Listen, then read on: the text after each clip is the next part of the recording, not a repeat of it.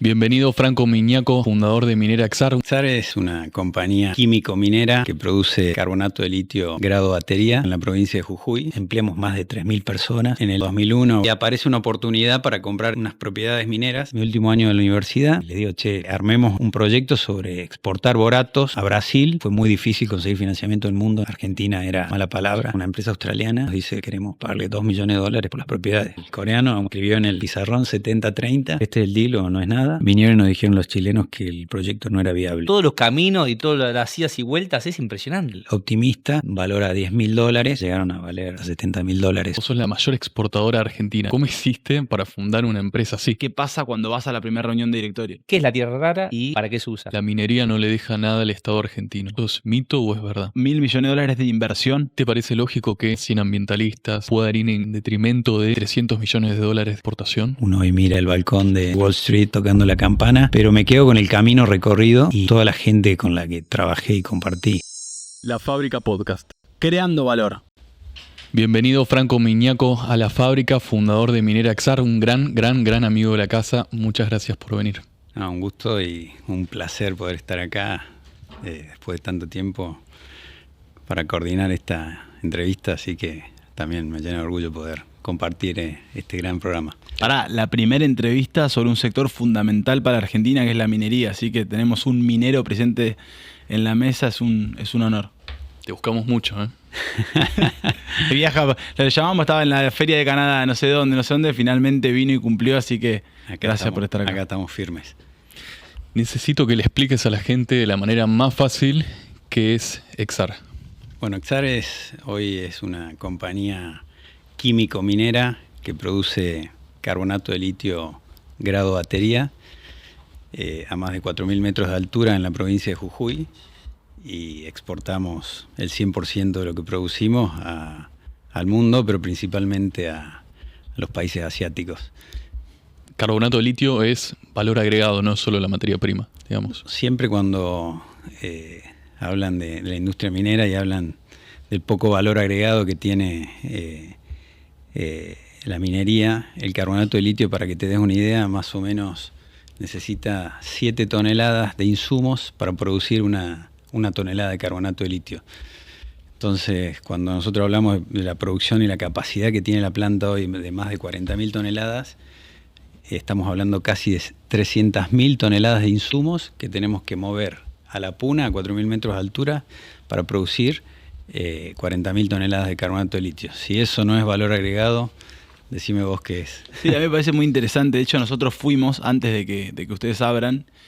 Y para mí, cuando uno pensaba previamente en el litio, era eso que se muestran como grandes piletas de evaporación. Pero cuando llegás ahí, ves una megafábrica, o sea, literalmente, una megafábrica en el medio del salar. O sea, es muy sorprendente. Y en ese sentido mi pregunta es, o sea, ¿es así en todo el mundo o hay una diferencia entre el carbonato de litio y lo que por ahí hacen otros países? No, tenemos distintos tipos de recursos. El litio se encuentra en nuestra región, lo que llaman el famoso triángulo del litio, que está compuesto por Argentina, Chile y Bolivia. Principalmente el recurso de litio viene de los salares, que se encuentra de manera en estado líquido en la salmuera de los salares a profundidades de más de 500 metros. Y en otras partes del mundo, en otras latitudes, como el caso de Australia, África y todo, tenemos el mineral de roca, que se llama el espodumeno, o la lepidolite, que es una roca dura, y que tiene todo un proceso distinto a lo que nosotros hacemos acá con la salmuera, que como vos bien decías, toda esa es una planta química, que vamos separando todas las impurezas, que nosotros le llamamos a todos los minerales que queremos ir eliminando en el proceso, para concentrar solo el litio, y finalmente lo combinamos con el carbonato de sodio para transformar el carbonato de litio. Y lo que vos mencionás, las piletas de evaporación, en el caso nuestro nosotros tenemos un proceso que se llama evaporítico. Utilizamos la energía del sol para evaporar el agua que contiene la salmuera y poder ir concentrando el litio en esa solución para poder ingresar a la planta química y separar estos minerales que no queremos que queden en el producto final y así tenemos el método evaporítico. Ahora en los nuevos procesos productivos que se están probando, ya hay algunas compañías que han empezado a tratar que se llaman extracción directa o el DLE, que le llaman, son procesos que no utilizan las piletas de evaporación, sino que directamente de los pozos productivos, a través de cañerías o pipelines, llevan la salmuera a estas plantas y un proceso que hay distintos tipos de DLE con membranas, separan las moléculas de litio y así procesan el litio. Pero es una tecnología que está en testeo y la están mejorando día a día la tendencia hacia donde va el sector. Pero bueno, nosotros hemos arrancado en la fase 1 con la tecnología tradicional y en la fase 2 vamos a empezar ahora a hacer una demo plant para probar esta nueva tecnología. Fran, vamos a volver ahí. Te voy a llevar ahora un poquito al pasado, también para que la gente tome dimensión. Vos sos la empresa que produce litio, la mayor exportadora argentina. Necesito también que me digas cómo hiciste para fundar una empresa así. ¿Cómo fue? Es una historia realmente larga y muy apasionante, y bueno, se me pone un poco la piel de gallina cuando uno empieza a recordar, y uno no va a muchos programas o entrevistas a hablar de cómo llegó hasta aquí, y si no, uno habla mucho de la coyuntura, pero no tanto de todo lo que tuvo que pasar o vivir. Bueno, nosotros el proyecto arrancamos, me remonto un poco a la historia de cómo arrancamos con mi familia en el mundo minero. En el año 2001, bueno, plena crisis argentina, debacle total, default argentino. Mi familia originalmente, mi padre tiene empresas metalúrgicas, constructora, y bueno, como ustedes saben, en esa época era muy complicado, todo el país estaba convulsionado, no había obras, no había inversión privada. Entonces mi padre empieza a buscar algunas alternativas donde podía diversificar un poco la economía de la empresa, y aparece una oportunidad para comprar unas propiedades mineras en el Salar de Olaroz Cauchari, que un amigo químico de mi viejo, que siempre había estado en minería, porque mi viejo había trabajado para empresas mineras, haciéndole las plantas productivas. Entonces tenía mucho contacto, pero nunca había estado del otro lado del mostrador. Y le dice, mirá, hay una oportunidad de comprar unas propiedades mineras que la están por dejar el grupo IACSA, que era el grupo Macri, porque tenía un proyecto para hacer una planta de ácido bórico con una empresa española. Y bueno, por la crisis y todo el caos que vivía Argentina, se quieren desprender de las propiedades, y la tiene acá hay una persona que es el que le maneja las propiedades y tiene el poder para venderlas. Así que bueno, en ese interín mi viejo compra las propiedades. 2001 yo ingresaba a la universidad a estudiar. ¿Qué tenías? 18 años. 18 años. Y bueno, estaban ahí las propiedades, eran una propiedad importante, eran más de 16.000 hectáreas en los salares. Básicamente las compra al inicio porque tenía alto contenido de boratos. Boratos, para que sepan un poco, se utiliza para la industria de micronutrientes, fertilizantes, todo lo que es las fritas para los cerámicos. Y bueno, la idea era siempre hacer un proyecto y desarrollar toda una industria alrededor del borato. Bueno, cuestión que en el 2005 estaba cursando mi último año de la universidad, y mi viejo me dice, che, tenemos que hacer algo con las propiedades estas. Me dice, empezar a armar algo, me dice, con las propiedades, así cuando te volvés a Jujuy. Yo estudiaba acá en Buenos Aires, me dice, empezamos a desarrollar el negocio minero.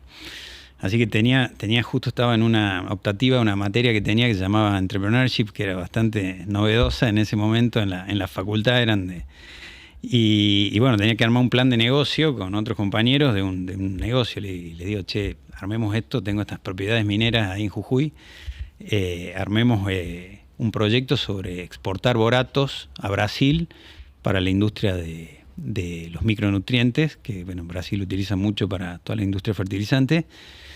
Así que bueno, empecé a armar toda de cero, toda la compañía y a diagramar y diseñar todo lo que iba a ser el futuro de mis próximos años. Entonces en esos 4 meses armo todo el plan de negocio, obviamente todo lo que implica un business plan completo. Y con esa carpetita termino, me recibo, me vuelvo a Jujuy y le digo, mirá viejo, acá tengo el proyecto, empecemos a armar esto. Me dice, dale, yo te apoyo, yo te financio todo, bueno, vos hacete cargo de toda la empresa y yo te acompaño en este desarrollo. Bueno, y ahí empieza todo el sueño minero, como yo digo, de cómo nos empezamos a vincular con la minería. Y empezamos a armar la empresa la primera empresa se llamaba Grupo Minero Los Boros, que todavía existe, y con esa empresa armamos la primera planta en el mismo salar para producíamos anhidro bórico para exportar a Brasil para la industria fertilizante. Fran, pero tomaron esa decisión en el 2001 en un contexto muy difícil. ¿Cómo hicieron con los fondos? O sea, también inmovilizaron un montón de capital. Pidieron un préstamo, capital propio. Eso 5 años antes, o sea, cuando compraron las propiedades, No, vos decís. No, Claro. Mi viejo fue una inversión que él hizo en ese momento, o sea, un poco una expectativa tenía de que esto podía cambiar y que Argentina tenía que salir adelante. Y un poco diversificando, porque él había cerrado la empresa básicamente, había dejado los administrativos, había mantenido un staff mínimo, porque le era más barato cerrar la empresa que mantenerla abierta por el costo que tenía, como no había obra, no había ingresos. Y bueno, así empezó a haber distintas oportunidades de negocio y ahí compra estas propiedades a un precio realmente bajo comparado a lo que después todo eso generó. Y bueno, entonces empezamos a armar esta compañía, empezamos a armar... O sea, que arranca como un proyecto de la Facu, una locura. O sea, Exar arranca como un proyecto de la Facu. O sea, en realidad arranca nuestro proyecto personal de familia hasta el 2009, que ahí empieza Exar, ¿no? Pero en ese interín desde el 2006 hasta el 2009 que nosotros empezamos, yo armé la empresa de cero, o sea, por eso te digo que uno no es que nació siendo el CEO de una compañía internacional que exporta 40.000 toneladas de carbonato de litio y se codea con empresas súper sofisticadas, sino teníamos 30 personas trabajando en el salar. Mi viejo tenía toda la infraestructura para hacer todos los equipos metalúrgicos, así que los hacíamos en los propios talleres. Armamos todo el campamento minero, compramos containers, lo hacíamos todo a pulmón. Yo iba toda la semana, compraba la proveeduría para darle de comer a la gente, iba y volvía, y eso lo hacía yo. O sea, no es que nací siendo el jefe, el super jefe, sino que iba y venía. Entonces, conocí muy bien todos los pasos del negocio minero, desde el relacionamiento con las comunidades, la vinculación con el gobierno por las propiedades mineras, la aprobación de los informes de impacto ambiental, de inscribirme como importador-exportador, de inscribirme en la ley de inversiones mineras. O sea, todo el proceso lo hice yo. O sea, básicamente yo y mi viejo, que me apoyaba, pero éramos, o sea, muy poquitos, ¿no? Bueno, hasta que el borato, o sea, no era un negocio wow, porque dependía mucho de un precio internacional. Argentina también, en ese momento estábamos muy caros como país y dejamos de ser competitivos para exportar a Brasil y importaba a Brasil boratos que traían de Turquía, que lo producían a grandes escalas, en barcos y grandes volúmenes. Entonces, bueno, empezó a ser, ¿no?, un negocio muy bueno, era bastante marginal, y en ese momento, en el 2009, llegan y nos tocan la puerta. Viene un grupo canadiense, nos tocan la puerta y nos dicen que nos querían comprar las propiedades porque tenían indicios de que podía haber litio. Y ahí es en el primer momento, en el 2009, que escucho la palabra litio. Ok, solo una pausa. Graficame un poco cómo es eso. Vos eras dueño de una parte del salar y te decían ahí abajo puede haber litio. Claro, nosotros lo que uno tiene en las propiedades mineras uno tiene los derechos mineros de explotación. O sea, todos los recursos naturales, a partir de la modificación de la Constitución en el año 94, pasan en dominio de las provincias.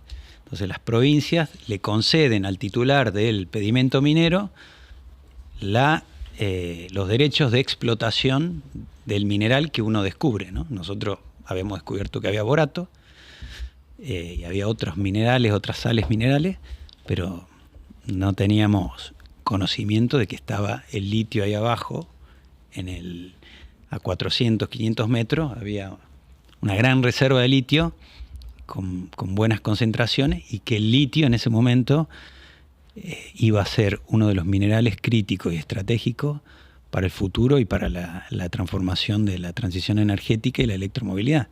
En ese momento el litio se usaba o para la industria farmacéutica, tratamiento de bipolaridad, algo de lo que es la industria del vidrio, de la industria de la cerámica, algo de lo que son todo lo que es los matafuegos para ignífugos, tenía usos industriales varios, pero no se hablaba de baterías. Aparte hay algo que es, nosotros que fuimos, es lejos, o sea, está a 2-3 horas de San Salvador, digamos, tienen el tema de estar a más de 3.500 metros, o sea, hoy uno ve toda la infraestructura, pero la realidad que en ese momento me quiero imaginar vos yendo a ¿cómo se llama? Buscar el alimento a la gente. Franco habló de los 4.000 metros y a veces pasa por ahí. Nosotros cuando fuimos necesitábamos como oxígeno, nos apunamos, nos bajamos del bondi y parecía que estábamos en una mal. No, la zona es tan inhóspita y tan agreste, y las variables con las que uno tiene que lidiar ahí son realmente tan extremas, desde la temperatura, desde 20 grados bajo cero en invierno, Mirá. a 30 grados en verano, tenés algo de nieve, lluvia, granizo, rayos, todo eso te dificulta todo el proceso industrial a 4.000 metros de altura. Y amén lo que decía Pedro de que tenés que llevar toda la infraestructura, pues no había nada. Nosotros hicimos línea eléctrica, gasoducto, acueducto, todo lo que es el campamento minero, caminos. O sea, por eso cuando uno habla de minería, la inversión no solamente es la planta, sino es todo lo que implica los periféricos que le llamamos en minería, que es toda la inversión que tenés que hacer para que esa planta funcione, ¿no? Y eso que Exar está en un lugar realmente, yo le digo que es el Walt Disney de la minería, porque La ruta, ¿no? La ruta, que estamos a 3 horas en pavimento, nos bajamos y entramos al campamento, nosotros tenemos energía eléctrica conectado al sistema interconectado nacional, porque está Cauchari Solar, así que tomamos la energía solar que se produce ahí a 50 kilómetros. Tenemos el gasoducto que pasa a 60 kilómetros de la planta.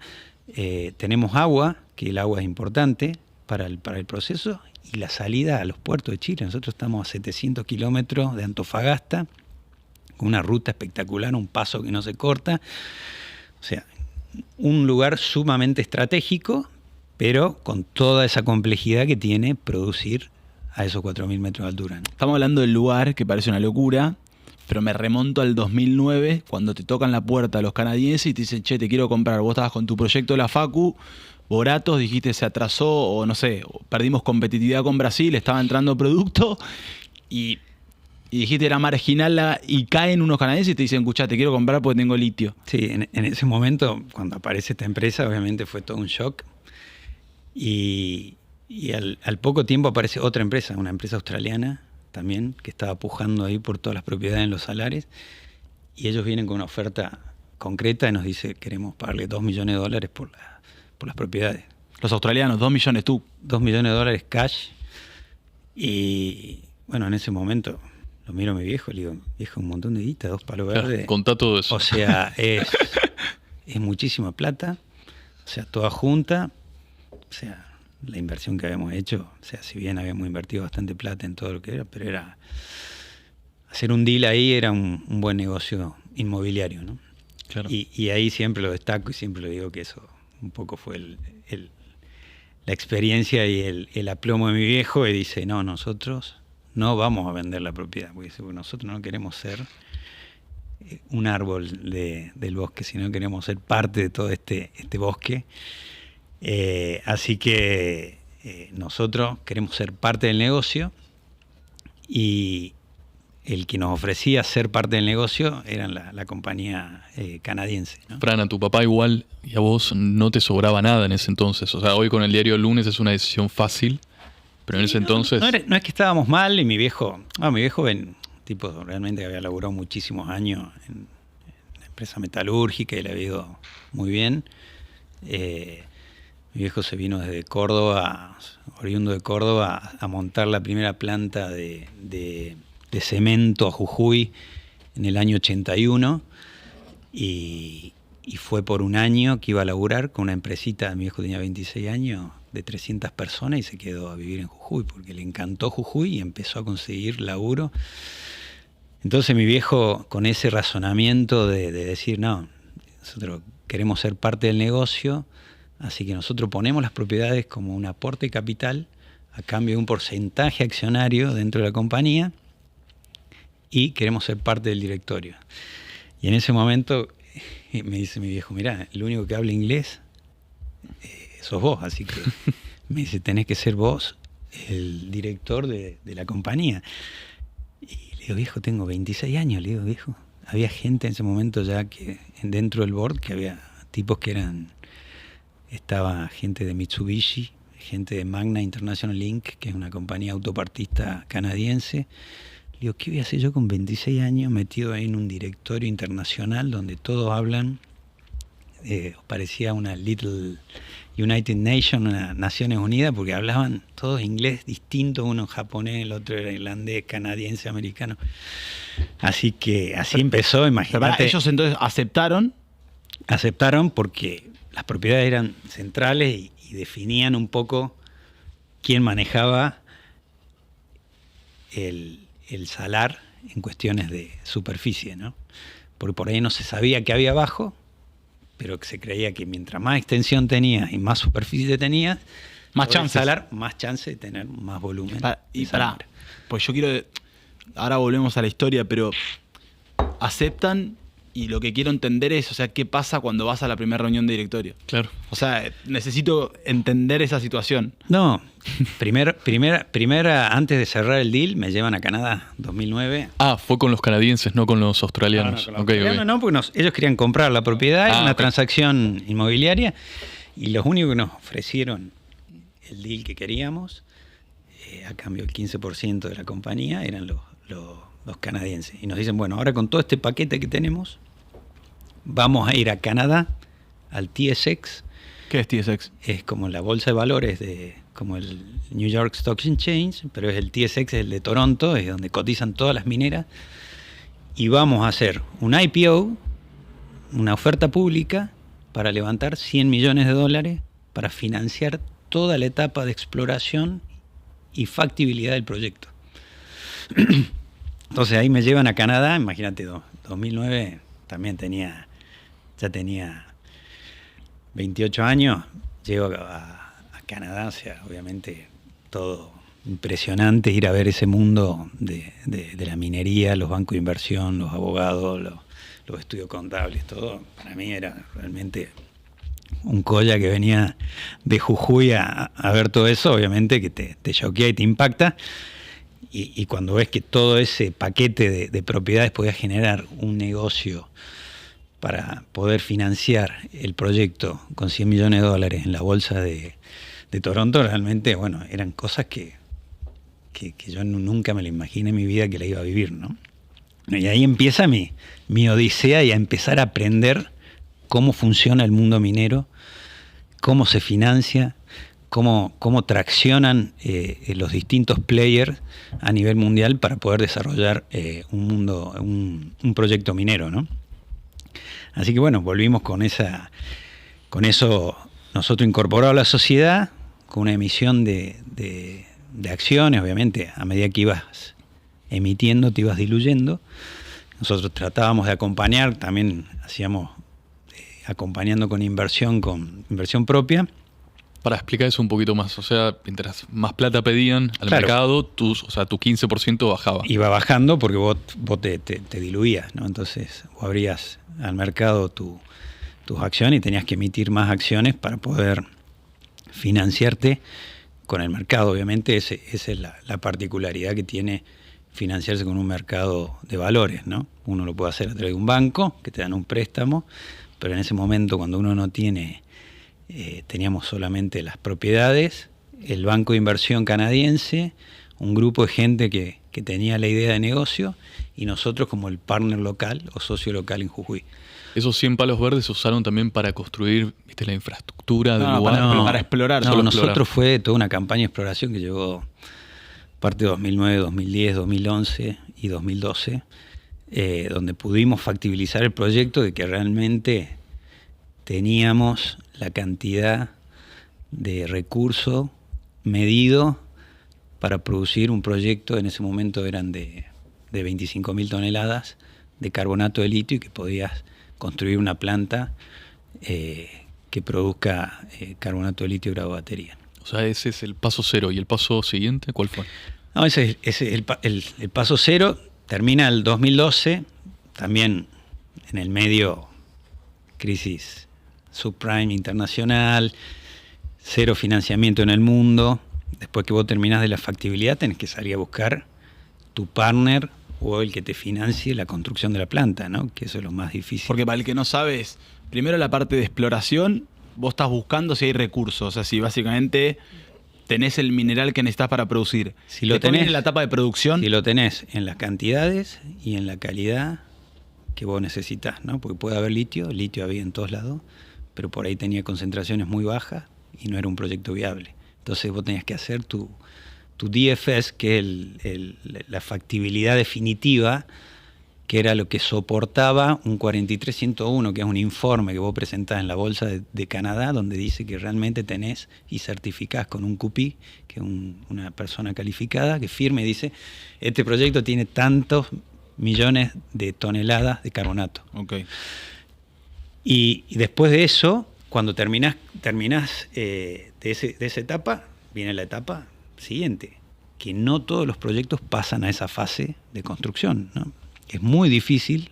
La probabilidad de que un proyecto pase de ser un proyecto a una etapa de construcción, te diría que de 100, 2 proyectos pasan a ser minables, ¿no? ¿Esa etapa qué capital requiere? Ya va 100 palos en exploración, sí, nada más. Bueno, hay 100 palos, ahí se produce hay como un periodo que fue muy difícil conseguir financiamiento en el mundo, nadie financiaba proyectos, menos de litio. Argentina era mala palabra en el mundo.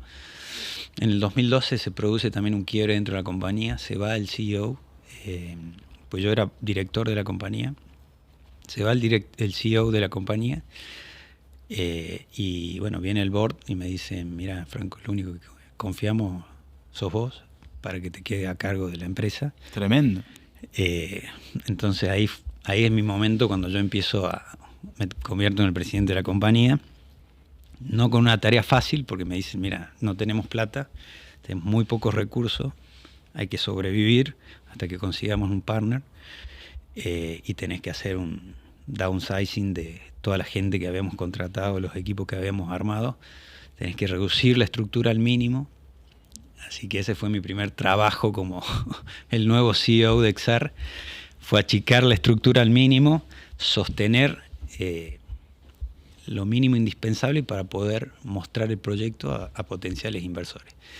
Y ahí con un grupo de otros directivos, el chairman de la compañía esta canadiense, que la subsidiaria era Exar, y el CEO de la compañía canadiense, empezamos a viajar por todo el mundo buscando financiamiento. ¿Cuánto buscabas? En ese momento era un proyecto que eran 425 millones de dólares, 460 millones de dólares. Y bueno, ahí viajamos. Fui a China, estuve en Corea, Japón, Estados Unidos. Y en ese proceso tuvimos varios intentos de partners. El primero que apareció fue una compañía coreana que se llamaba POSCO, que actualmente está invirtiendo en Argentina. Y así que estuvimos trabajando 2 años, montamos 2 plantas pilotos en el Salar. Cuando terminamos todo el proceso, funcionaba muy bien todo, nos sentamos a terminar, a cerrar el deal, nos hicieron una propuesta bastante agresiva, era 70-30, y también ahí con una buena decisión dijimos, no, esto es un 50-50, si no camina O este sea, ustedes deal. habían trabajado 2 años. No, desde el 2009. Con POSCO, digo. Con POSCO 2 años, pero veníamos desde el 2009 y nosotros vamos a financiar el proyecto, a hacerlo, pero Hostiles. 70-30 y no se negocia más. Me acuerdo estábamos en Palo Alto, porque era el lugar intermedio que nos quedaba en Estados Unidos, y estábamos en una habitación de un hotel y se paró el coreano, escribió en el pizarrón 70-30 y nos miramos la cara, ¿no? Este es el deal o no es nada. Te daban los 420 millones y eran dueños del 70% de la compañía. ¿Y ustedes qué buscaban, digamos? ¿Cuál era el trato? 50% querían ustedes. Nosotros queríamos 50%, porque creíamos que valía toda la inversión previa, todo el proceso que habíamos caminado. Así que bueno, ahí se cortó el deal con POSCO. Esos 2 años nos sirvieron para poder seguir sobreviviendo. También en una etapa complicada de Argentina. Me acuerdo que sosteníamos los coreanos, parte del financiamiento nos lo daban en dólares, nosotros lo bajábamos en Blue Chip Swap y con la diferencia de cambio sostenía la estructura de XAR. Entonces son momentos que realmente difíciles y bueno, o sea, claramente no llegamos a buen puerto, pero nos sirvieron para poder seguir a flote, ¿no? Y, a mí me interesa un tema que antes de seguir. Por un lado, dijiste, salí de alguna vez fuiste a vender el proyecto, digamos, a vender en el buen sentido, ¿no? A decir, bueno, inviertan en Argentina, pongan 400 millones de dólares para producir. Digo, ¿cuál era el mayor limitante como minero argentino que tenías, digamos? ¿Qué es lo que más qué te decían los inversores? ¿Qué era No, Argentina era muy complejo, la macroeconomía estaba muy también en un proceso también bastante, imagínate, también estábamos con varios tipos de cambio, no confiaban en la macro argentina, todas las regulaciones que había para ingresar divisas, para sacar divisas, entonces no había reglas claras. Y otra cosa era el tema de que realmente comprobar que había el recurso que nosotros decíamos que teníamos en nuestros reportes, ¿no? Así que teníamos armado todo como un pequeño circuito donde teníamos los pozos productivos, donde llevábamos a los inversores a que vean que salía la salmuera, que tomen la muestra para medir los niveles y los contenidos de litio. Y bueno, eso fue todo un proceso de varios años. Después también tuvimos un periodo con una compañía chilena, que fue Sokimich, que era SQM, fue uno de los productores más grandes del mundo hoy de litio. Ellos compran el 50% de XAR en el 2016. Y bueno, o sea... Para ahí me perdí. O sea, se van los coreanos, no se cierra el deal, seguimos buscando un partner, aparece SQM, Chile estaba muy complicado con el gobierno de Michelle Bachelet, le empiezan a boicotear todas las concesiones mineras que tenían en Chile, le ponen restricciones a lo que tenían en el SQM en el Salar de Atacama, diciéndole que se les acaba la concesión y le quitan, entonces empiezan a buscar oportunidades fuera. Argentina, bueno, el nuevo gobierno de Macri, 2016, apenas arranca, empezó obviamente generando mucha expectativa, y los chilenos empiezan a mirar eso, y bueno, nosotros estábamos muy mal en ese momento, estuvimos ahí de cerrar la compañía.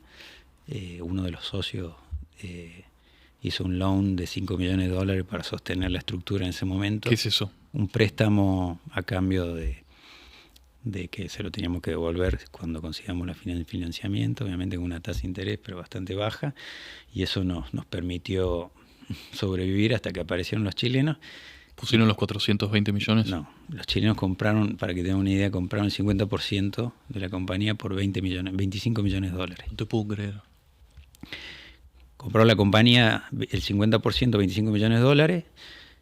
Bueno, dijimos, ya está, estamos con SQM, o sea, se nos abren las puertas del mundo, o sea, estamos con el mayor productor de litio, o sea, el número uno, que tiene la experiencia en todo, ya estamos salvados, tenemos el 50% del proyecto, ahora salir a buscar el financiamiento.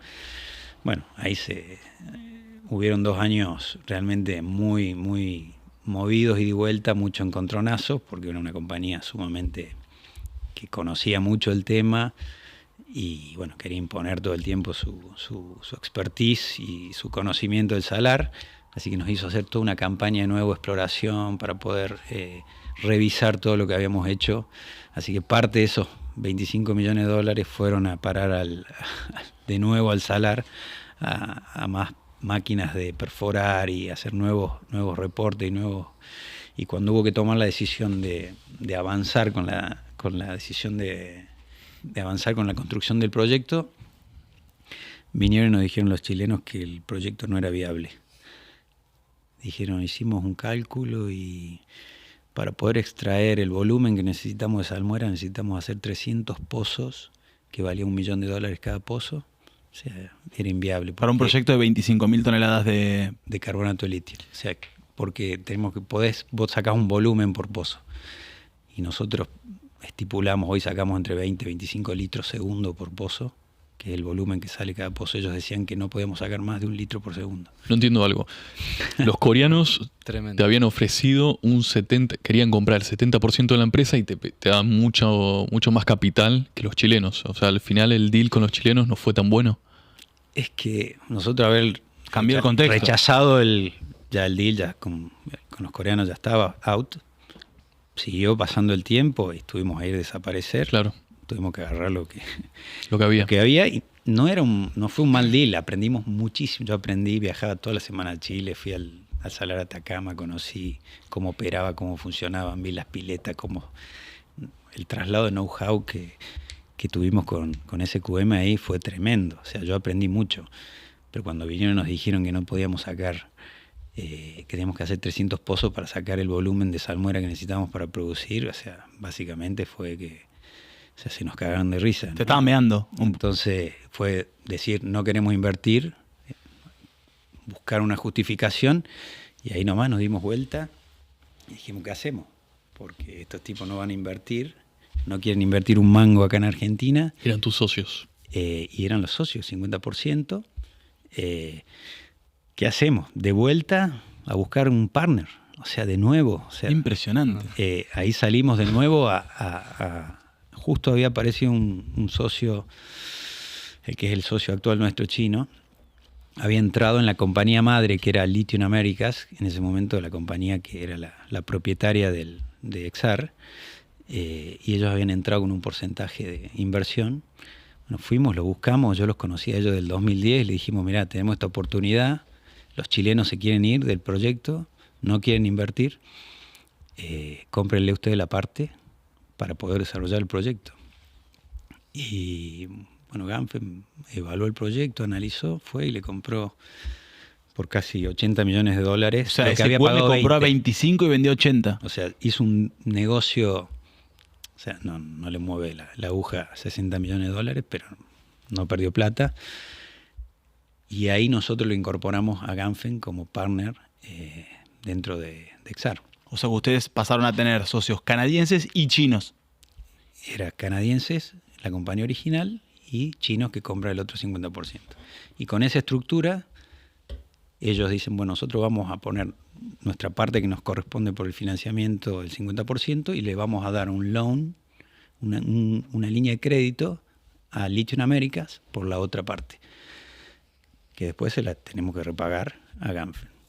Y ahí empezó el proyecto y la construcción de un proyecto que arrancó, que iba a ser 25.000 toneladas. En ese momento ya eran $560 millones de inversión. Y en el interín, cuando empezamos a construir, dijimos, no, hay que hacer un salto de 25 a 40 porque el proyecto lo soporta. Las piletas que habíamos diseñado podían producir 40.000 toneladas. Y ahí nos fuimos a un proyecto de casi $1 billion. O sea, de $1.000 millones. ¿Qué año era eso? Eso fue el 2018. O sea, $1.000 millones de inversión. De inversión. Mamá. De dólares para una capacidad de la planta de 40.000 toneladas. Claro, 10 años después de que habías arrancado. 2009 dijiste. Claro. O sea, 10 años después. O sea, uno piensa y dice, es un milagro. O sea, viste, que decís, che, ¿cómo puede ser que de repente, que hoy estén produciendo todo lo que pasaste? O sea, todos los caminos y todos los rechazos y todas las idas y vueltas, es impresionante. Por eso yo les cuento acá en unos minutos, pero obviamente pasaron, como decir, 10, 12 años. cada cosa que pasó fue todo un desafío permanente. O sea, no es que solamente yo... Mucha resiliencia mental también. Por eso estás canoso, Fran. Y mucha inteligencia emocional, ¿no? Que realmente para soportar todos esos procesos ida y vuelta y llegar al objetivo, que es empezar a construir el proyecto. Por eso cuando empezamos a producir en el 2023 la primera tonelada de carbonato de litio, se pueden imaginar lo que fue. Fue algo realmente un hito tremendo, y el orgullo y las horas y la dedicación que dedicó tanta gente a ese proyecto. Para 2023 son 14 años después del comienzo. Cuando empezamos a producir.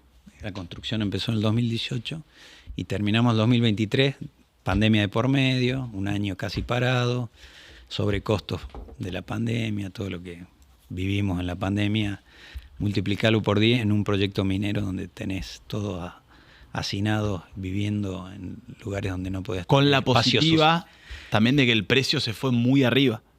Claro, eso pasó después de la pandemia. Después fue. Después de la pandemia nosotros nunca imaginamos que precios de... Para el que no sabe, o sea, ¿cómo se conforma el precio del litio? ¿Cuánto era en ese momento? ¿Cuánto está hoy? Como para que entienda el oyente. Nosotros cuando hicimos nuestros economics teníamos como 3 escenarios. El optimista, que era un escenario de valor a $10.000.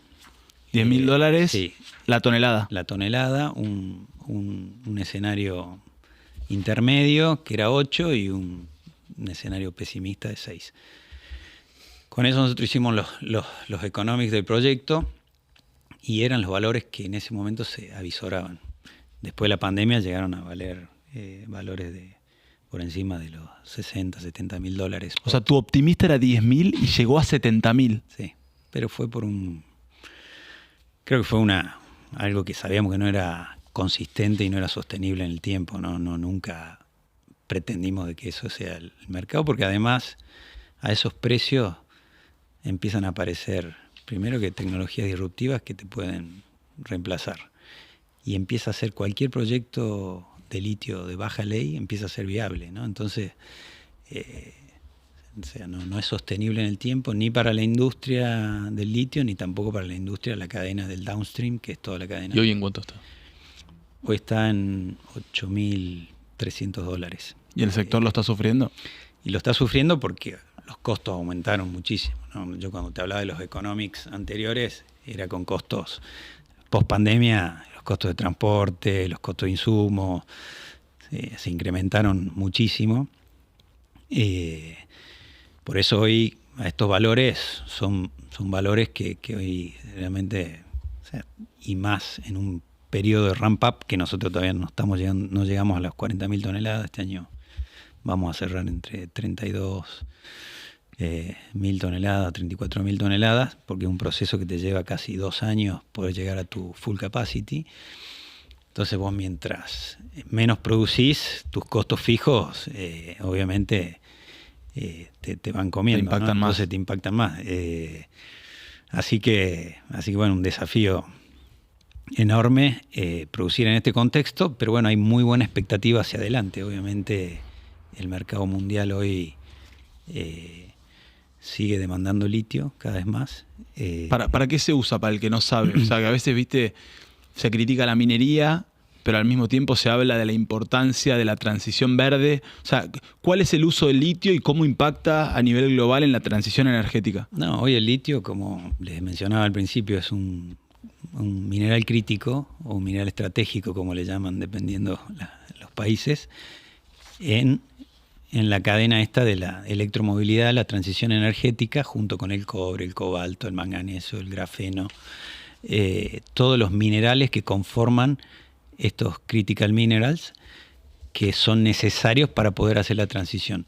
La importancia de esto es obviamente la reducción de la emisión de gases de efecto invernadero que producen tanto los automóviles como las grandes centrales térmicas, que a raíz de ir reemplazando por energías verdes, vos empezás a tener capacidad de almacenamiento, storage de energía en estos grandes packs de baterías para acumular energía en los momentos que que no producís, ¿no? Como la energía solar o eólica, que no son energía de base, ¿no? O sea, que no es que es de 24 horas, ¿no? Entonces, todo eso tiene un rédito muy importante, pero necesitamos producir 3 veces más de lo que producimos litio, 2 veces más de cobre en el mundo, ¿no? O sea, para los próximos 20 años, para poder soportar todo este crecimiento. Los minerales pasan a jugar un rol fundamental en este estadio. ¿Hay secuencialidad entre la expectativa de querer ir a la electromovilidad tan rápido y la capacidad de poder ir en términos... Estás contando solo el proyecto de ustedes, que lo tardó 10 años. Hay mucha inversión en el medio. ¿Vos crees que es posible o...? No, por eso, o sea, la economía de escala de estos proyectos son difíciles. Nosotros no es que decimos, el año que viene vamos a producir 80.000 toneladas, imposible. Nosotros tenemos que prever, o sea, 2 o 3 años antes, si vamos a querer expandir la planta, no es porque tengamos la salmuera, podemos producir, duplicar. Esa es la desventaja que tienen las salmueras comparadas con lo que es el espodumeno, que es el mineral de roca. El mineral de roca, sí, vos podés escalar porque producís más, molés más roca, es todo un proceso inverso, vos le echás ácido a la roca, haces todo se hace todo un leaching y es como que haces una salmuera y de ahí producís el carbonato de litio. Pero es mucho más caro, porque es un proceso caro, es como un pit, como la minería tradicional, y tiene un footprint mucho más alto que lo que es todo lo que es la industria de litio a partir de salmuera. Entonces, estos procesos en la transición, o sea, no son tan sencillos de poder tener la disponibilidad de todos los minerales. Imagínate, hoy se producen 22 millones de toneladas de cobre en el mundo. Para el 2040 tenés que producir 44 millones. O sea, tenés que tener la misma capacidad productiva en 20 años. Y lo que te lleva, si un proyecto de litio nos llevó 5 años, un proyecto de cobre te puede llevar 6, 7, 8 años. Eso es muy interesante porque a veces se piensa que es de un día para el otro. En Argentina se está hablando mucho del cobre, porque tenemos, por ejemplo, hallazgos muy importantes en San Juan, en Salta y en muchas provincias, pero la expectativa real es a qué plazo. O sea, la Argentina, para volver a tener cobre, porque lo tuvo y hoy no lo tiene, digamos, tiene que hacer qué y en qué plazo lo podríamos tener y cuáles son los proyectos más relevantes. Sí, hoy Argentina tiene un potencial enorme en cobre y hoy hemos vuelto al mapa minero mundial gracias a los grandes proyectos que tenemos. Bueno, el descubrimiento de Vicuña, este proyecto donde se fusionó la compañía Lundin con BHP, hoy es uno de los proyectos, de los 10 proyectos más grandes del mundo, que tiene cobre, oro, plata. O sea, para que tengan una dimensión de la magnitud de ese proyecto, o sea, es casi un mini Vaca Muerta, donde se habla... O sea, un proyecto es casi un mini Vaca Muerta. Se habla entre 10.000 y 16.000 millones de dólares de inversión en varias fases, ¿no? Pero eso, desde que lo empiezan a construir hasta que lo terminan, pueden pasar 10 años, ¿no? Por la primera fase pueden ser que estén produciendo 2029, 2030. Obviamente que es súper transformador y creo que sin las condiciones de este régimen de incentivo a las grandes inversiones, hoy no sería posible este tipo de proyectos, ¿no? Pero lleva tiempo y a diferencia por ahí del oil and gas que uno ve en Vaca Muerta, que son por ahí, se ve mucho más rápido el resultado de la inversión en pozos productivos, donde rápidamente ya empiezan a producir y empiezan a generar ingresos. La minería es de muy largo aliento. Por eso este proyecto de Vicuña se calcula que la vida útil del proyecto son más de 80 años. Pero para empezar a ver esos dólares exportados puede ser 2030. Y además recién hablaste del RIGI, que digamos, fue muy discutido y debatido y hubo distintas posturas. Ese proyecto desde lo público, ¿qué necesita? O sea, a nivel, por ejemplo, no sé, infraestructura, o sea, no es solamente que el privado quiera hacerlo, o todo lo que vos decís como periférico lo tiene que hacer también el privado. En la inversión hoy del proyecto ese tiene contemplado toda la inversión de infraestructura. O sea, en esos 15.000 millones de dólares vos contemplás rutas, electricidad, agua. Por eso son tan onerosos también, ¿no? O sea, mucho de la infraestructura, imagínate tener que hacer un camino de 160 kilómetros, una ruta. Tenés que hacer, no sé, una línea de 400 megas, o sea, para iluminar, no sé, una provincia entera. Entonces, obviamente son inversiones, obviamente, de infraestructura muy, muy grandes, que creo que si no estaría ese proyecto, o sea, no tienen por ahí razón de ser, ¿no? Pues están en un lugar bastante aislado, inhóspito, pero eso es lo que implica una inversión. Y lo que hace el RIGI es un poco nivelar las condiciones de la carga fiscal y las condiciones jurídicas que puede ofrecer un país a comparación de nuestros competidores. Nosotros competimos en cobre con Perú y Chile. Y cuando vos mirás la carga fiscal argentina, sin RIGI, estás hablando entre un 50 a 55%, dependiendo del tipo de mineral, en función de las retenciones que tenga, versus un Chile que tiene, no sé, 37, 38%. Entonces, al momento de tomar una decisión, un proyecto de esta envergadura, el costo fiscal es todo. Y te puede hacer un proyecto que sea viable o inviable. Entonces creo ¿Y que es solo eso, el costo fiscal o también esa parte del litigio en el exterior por la falta de credibilidad? Bueno, esas son las otras de las... Nosotros fuimos como país un incumplidor serial, como yo digo. La falta de confianza por Argentina es real y nos ha pasado a lo largo de todos los últimos años.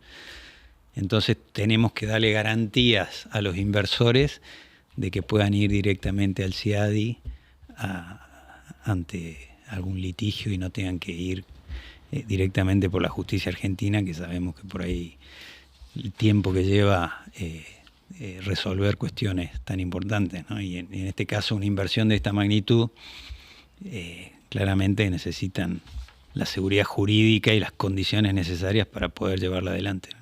Algunos pocos, pero que hacen mucho ruido, dicen que la minería no le deja nada al Estado argentino. ¿Eso es mito o es verdad? No, eso es un mito total. La minería paga los impuestos como cualquier compañía, paga ganancias, paga IVA, pagamos regalías mineras en las provincias, los cánones de agua, los cánones de uso de suelo y todo lo que generamos en lo que respecta a todo el efecto multiplicador que tiene, sobre todo en el desarrollo de los proveedores locales, ¿no? Creo que ese es una de las grandes ventajas que tiene la industria minera hoy, es el impacto que tiene en las regiones donde se desarrolla. Los clústeres, como el clúster del litio, lo que va a ser el cobre en San Juan, Mendoza, Catamarca, Salta, donde tenemos hoy los principales proyectos de cobre, son realmente transformadores para toda la región, ¿no? Y para los proveedores, para la ciudadanía. Por eso creo que a su vez todas esas compañías que después empiezan a producir y a generar pagan impuestos, ¿no? Entonces todo un encadenamiento que principalmente se lo lleva el Estado Nacional, ¿no? Y hoy estamos revisando los números, más de un 65%, 66% se lo lleva el Estado Nacional y un 35% le queda a las provincias. Pero bueno, ha habido algunos instrumentos intermedios como fideicomisos financieros que han hecho algunas compañías, otras participaciones de las empresas estatales mineras con algunos porcentajes en algunos proyectos. Hay algunas particularidades dependiendo de la provincia, porque la que decide básicamente sobre sus recursos son las provincias, ¿no? Pero que Exar exista concretamente, ¿cuántos empleos da y cuántos empleos indirectos genera más o menos? Nosotros en la etapa de construcción empleamos más de 3.000 personas y hoy casi entre empleo directo e indirecto son alrededor de 2.200 personas, que obviamente con los salarios y los niveles más altos de la provincia y a nivel país, muy cerquita ahí de lo que es la industria de oil and gas, que por ahí son los top. ¿Y Exar este año planea exportar por cuántos millones de dólares? En el 2024 exportamos casi 200 millones de dólares con el contexto de este precio en baja. Bueno, y este año, dependiendo cómo cerremos el año y en qué valor cierre, pero seguramente estaremos cerca de los 300 millones de dólares, 280 millones de dólares. Y el sector completo, digamos, tomando en cuenta los otros proyectos de litio, ¿cuánto podría llegar a estar exportando? Este año una estimación que hemos hecho más o menos se va a exportar. Argentina viene creciendo de forma sostenida. Hoy ya hay 5 proyectos en producción. Este año se van a producir casi 125.000 toneladas, más o menos, dependiendo, y calculamos que vamos a estar cerca de los 1.000 millones de dólares.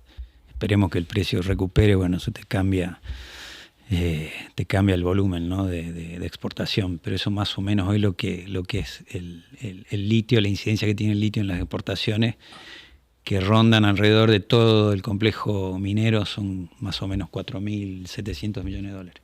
En el caso del litio, perdón, ¿dónde lo exportan principalmente? ¿Es a China? ¿Es a Estados Unidos?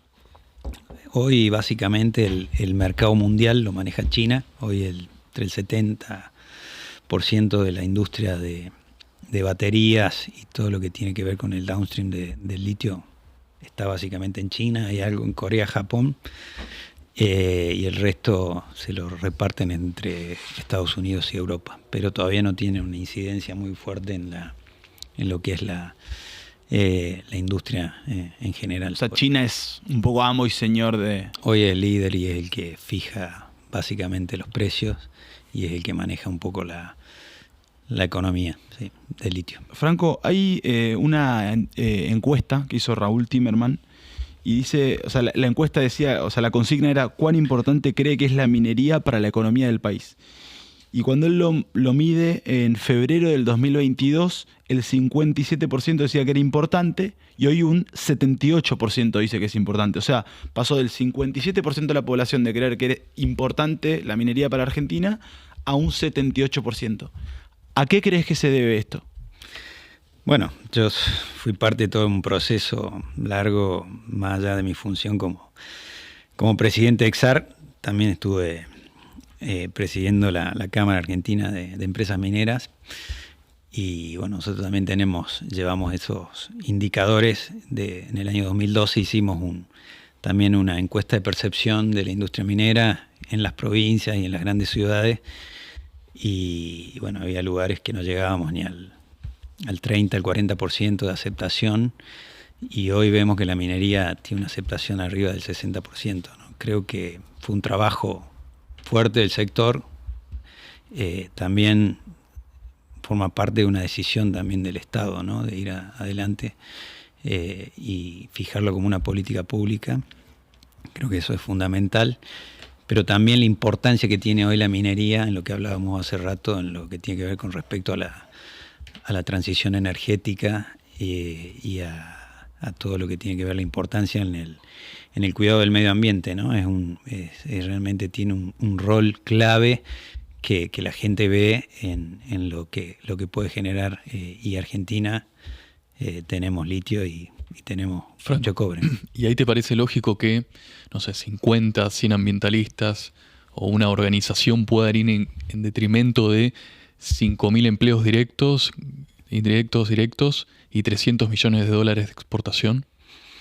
No, porque claramente los beneficios que hoy genera un proyecto como EXAR en la provincia de Jujuy, realmente creo que siempre hacemos las cosas con los estándares que hoy marcan la industria, ¿no? Los estándares de sostenibilidad, el cuidado del medio ambiente, midiendo la huella de carbono, la huella hídrica, el cuidado de las comunidades, trabajando, incorporando las comunidades como parte del desarrollo. Nosotros no concebimos que un proyecto minero sea exitoso sin las comunidades aledañas. Hoy más del 70% de la compañía trabaja gente de Jujuy y el 35% son de las comunidades locales.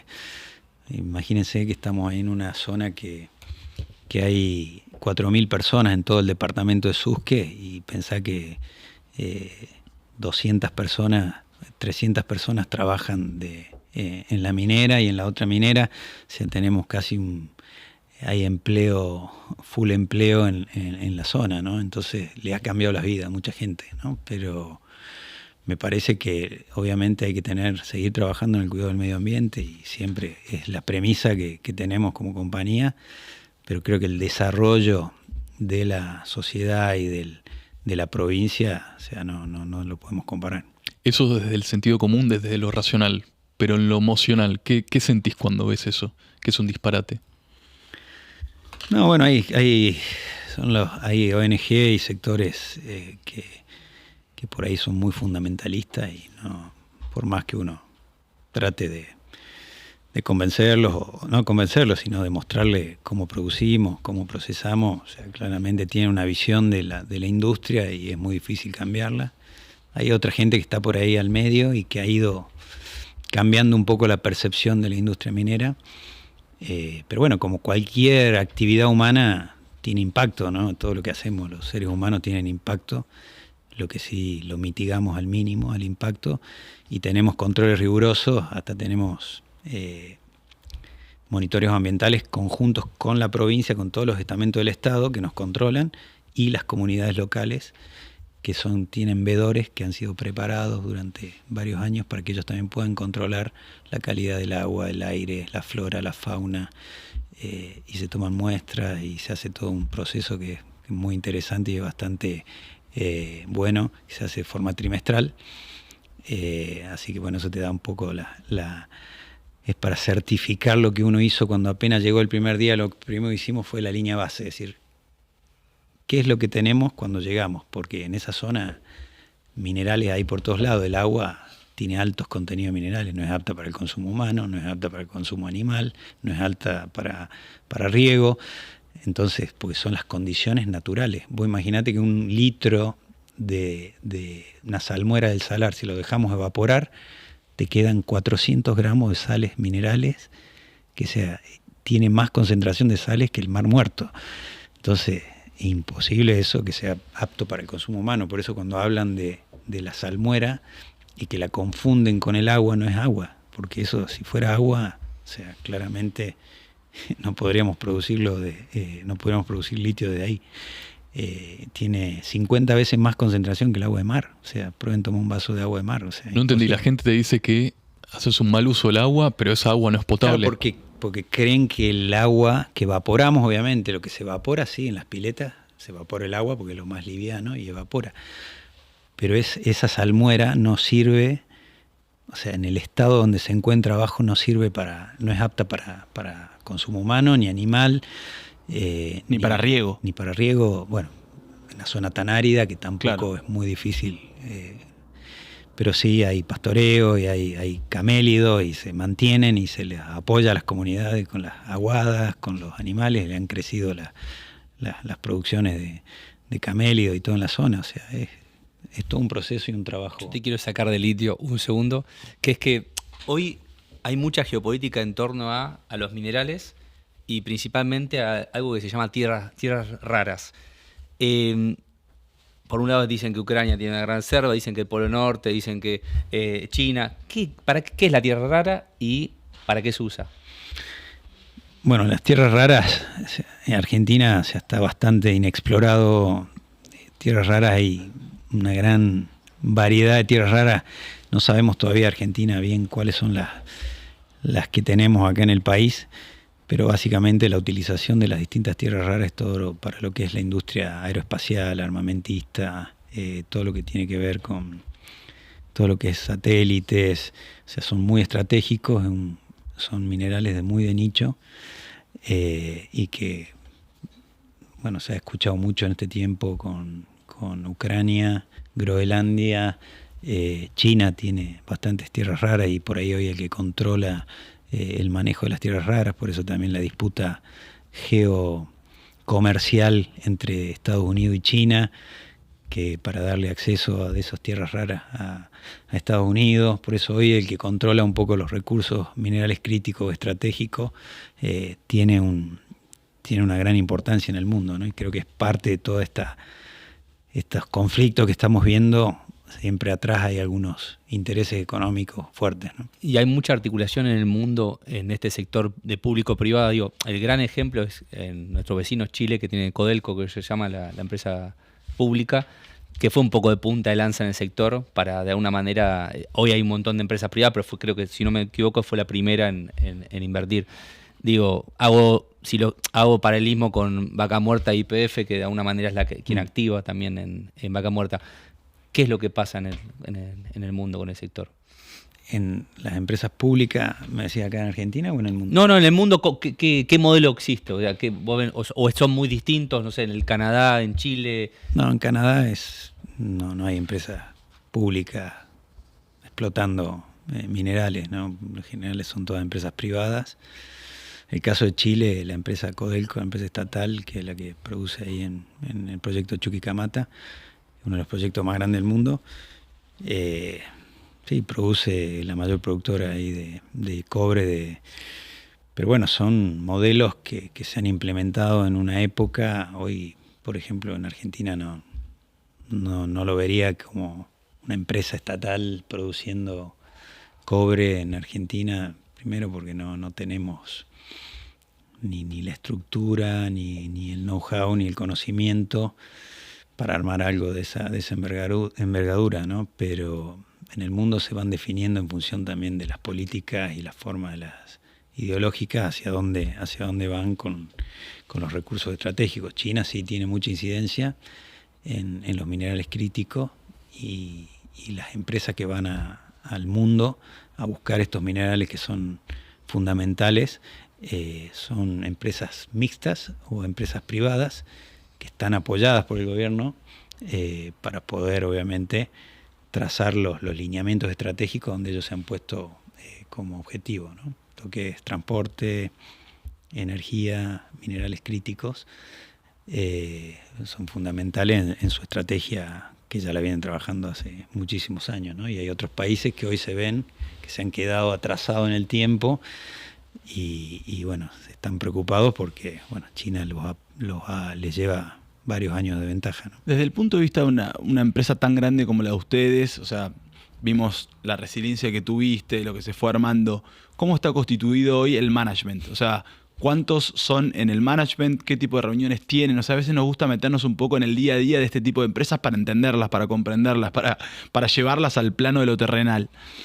Bueno, Exar hoy es una compañía, Exar Sociedad Anónima es una compañía argentina, o sea, constituida acá en Argentina con accionistas con Ganfeng, Lithium Argentina y un porcentaje que tiene la empresa estatal GEMSE, ¿no? Que tiene el 8,5%.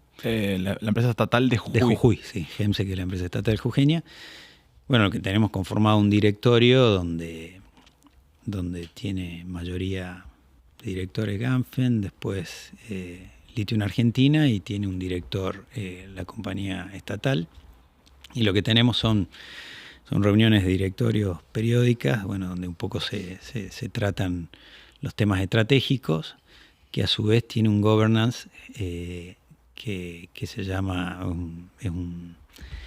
el comité de accionistas, donde esa es mi función ahora, después que dejé la presidencia, soy el chair, que es el presidente del comité de accionistas, donde básicamente hay una reunión por mes, donde se tratan todos los temas estratégicos de agenda, y se evalúa todo lo que se hizo ese mes anterior, producción, precio, hacia dónde vamos, ampliaciones, cómo vamos con el RIGI, la economía actual, financiamiento.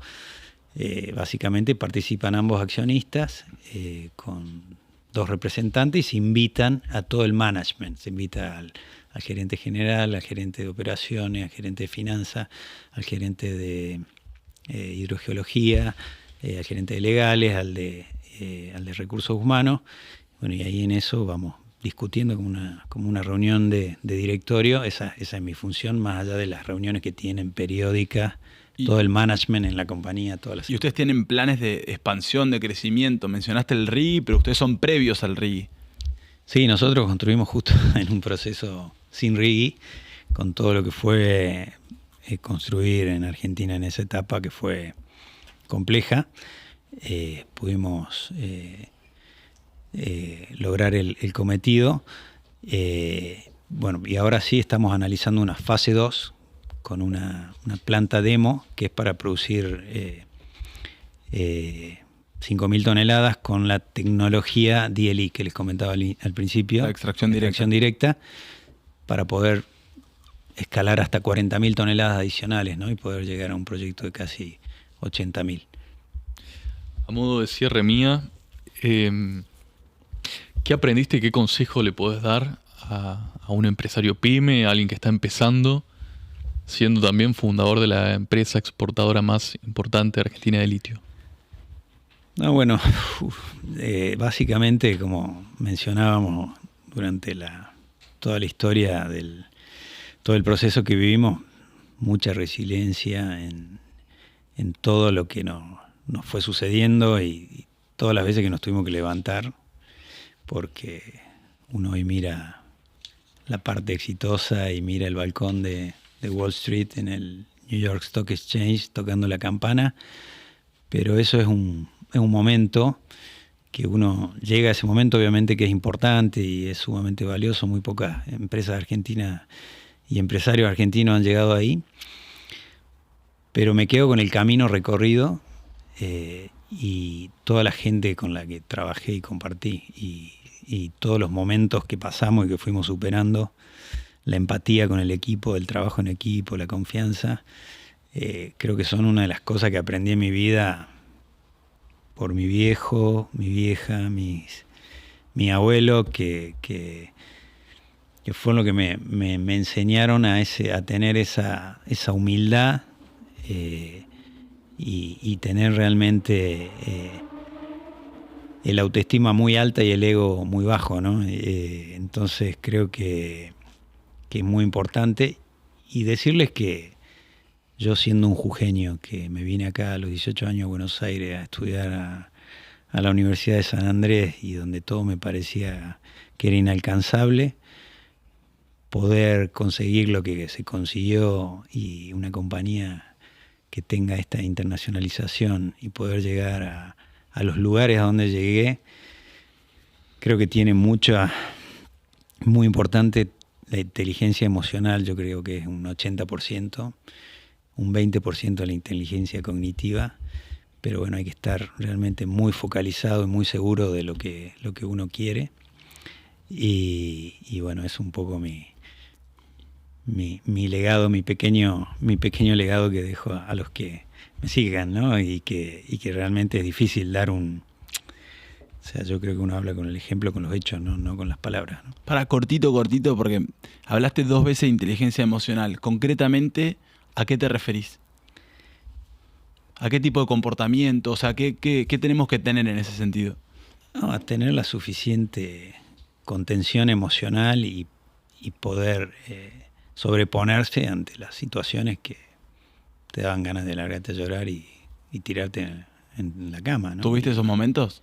Y sí, y muchas veces que te agarraba un dolor de panza cuando tenías que venir y seguir a echar a 150 personas, y esa fue mi primer función como CEO. O sea, no son todas cosas agradables las que uno va haciendo en el camino. O sea, agradables en el sentido de que las tenés que hacer porque la coyuntura y el momento no te queda otra. Pero obviamente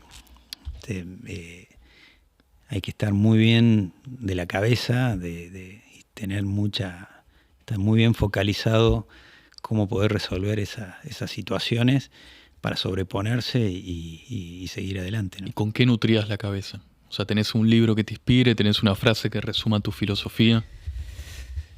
No, o sea, un poco creo que uno se va nutriendo de todas las vivencias desde chico, ¿no? Y creo que haberme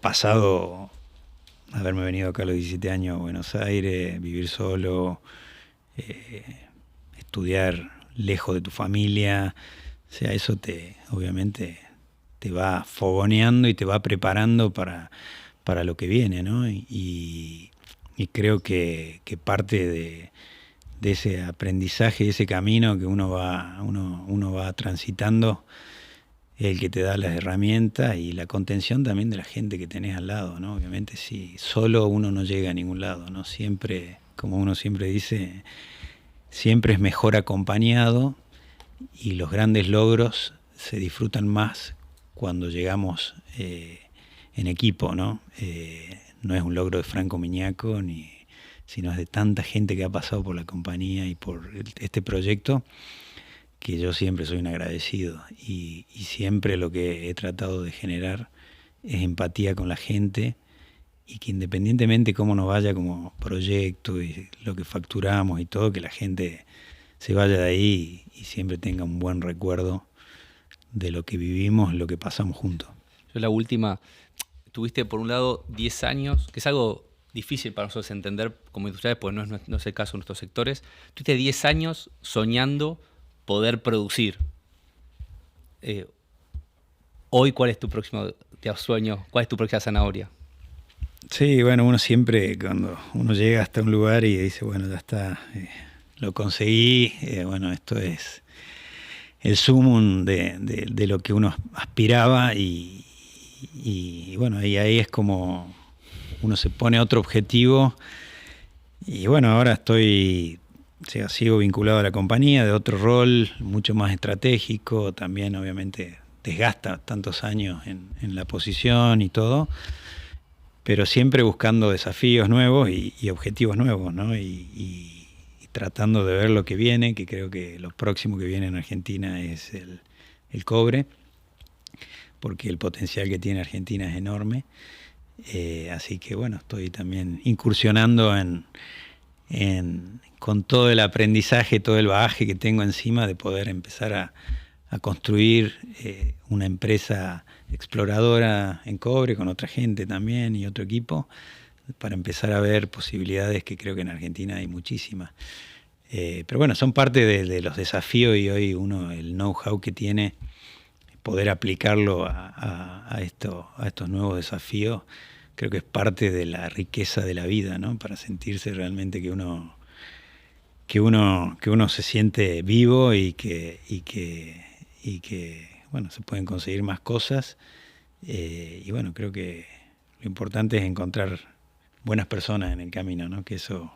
Mira, cuando en, no sé, 5 o 6 años hagamos otro capítulo y me estés hablando del cobre, así que... Ojalá que podamos compartir. Un honor tenerte. Grande para nuestro amigo Franco Miñaco. Gracias a ustedes. Tu casa. Espectacular.